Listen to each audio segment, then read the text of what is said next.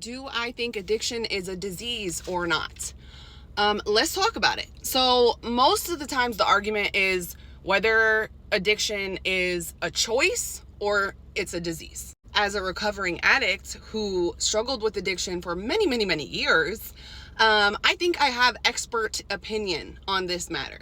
So what I always like to say is it is a brain disorder, brain disease that starts out with a series of choices. It is a proven medical scientific fact that addiction is a disease of the brain. A lot of people like to argue that, but it absolutely is. Addict brains are wired differently. There has been many studies. We have a lot less activity going on in the frontal lobe in addiction, which means that's where your judgment comes from, where your decision making and your impulsivity. That's why addicts be doing crazy ass stuff out here, because our decision making is not right. Now, when I say that it starts out with a series of choices, I don't mean that someone one day wakes up and they're like, I think I'm going to be a drug addict.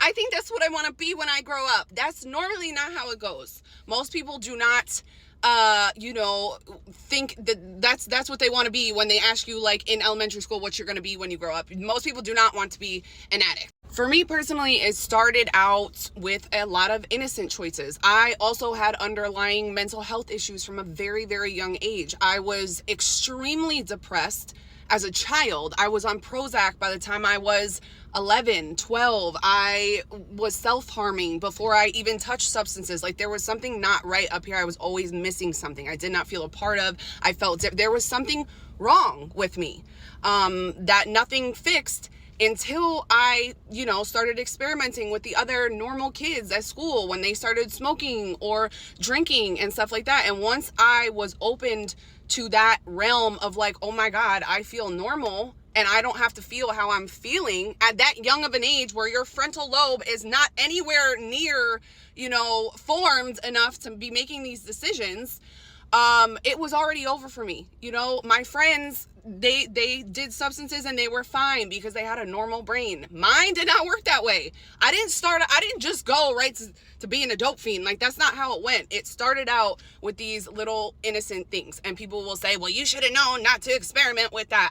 You're right. I knew I was never properly educated. We did DARE. They were like, drugs are bad, you die. I saw friends experimenting with, seemingly innocent things, and they were literally fine, having a great time. So, number one, the education on drugs and alcohol were not that great back then.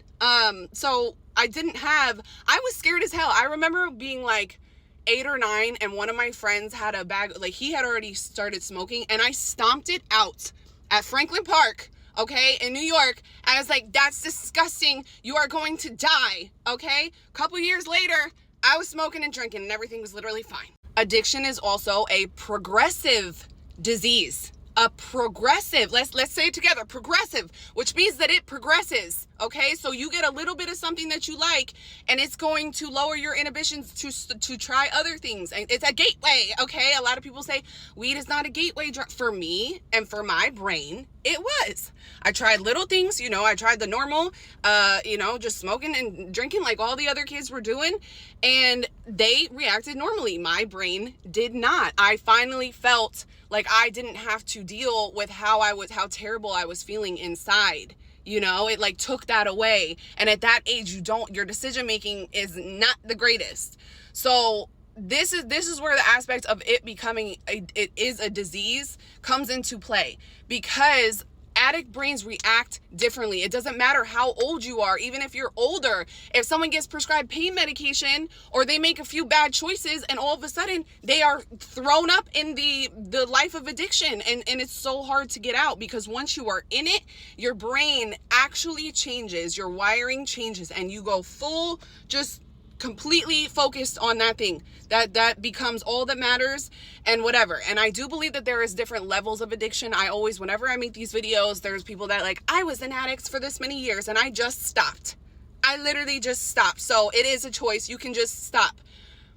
I tried for 10 years to get sober, back and forth, and the powerlessness that I would have, I would be screaming, crying, hating myself, wanting to E, and I had no power. I did not want to use. Like, half of my brain was like, I want to stop. I couldn't stop.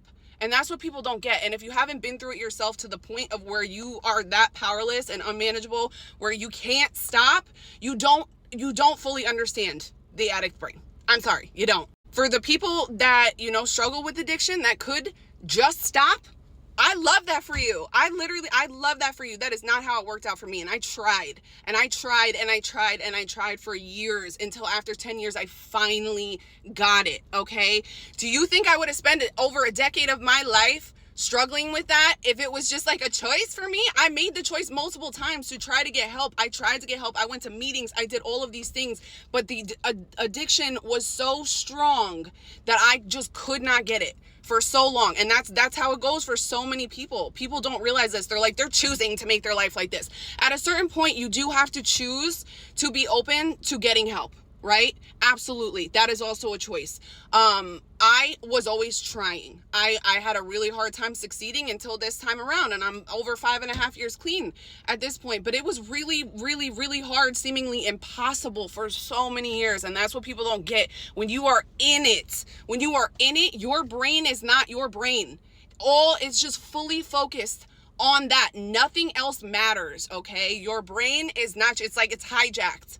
And that should tell you right there, that's a freaking disease, dog. So in conclusion, addiction is absolutely a freaking disease of the brain. It is a disease. It does start off with some choices. Absolutely. But a lot of those times, people don't usually go into those choices thinking that they are going to come out being an addict.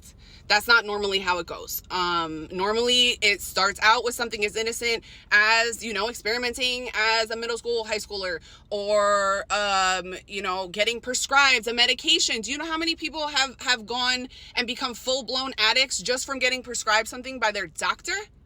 A lot. We are here in the opiate epidemic because of freaking Purdue, and that's how I got caught up in the opiate epidemic. Hello? I'm freaking fired up, dog. That's how I got put on, okay? Because pills were being handed out like candy in the early 2000s. Like candy, okay?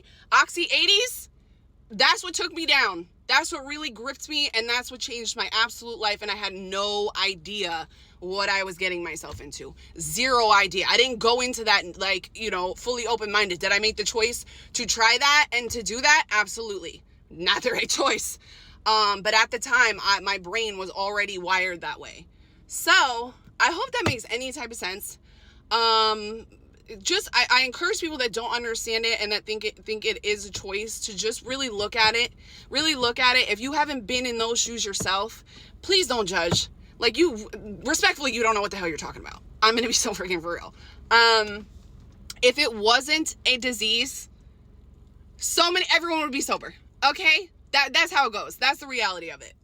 It does start off with some choices. Whatever the reasons for those choices being made, it is what it is. But once you are in that addiction, it is usually too late, and then you have to try really, really hard to get out of it. It's a freaking brain disease, dog. Thank you. I love you. If you have any other questions, let me know.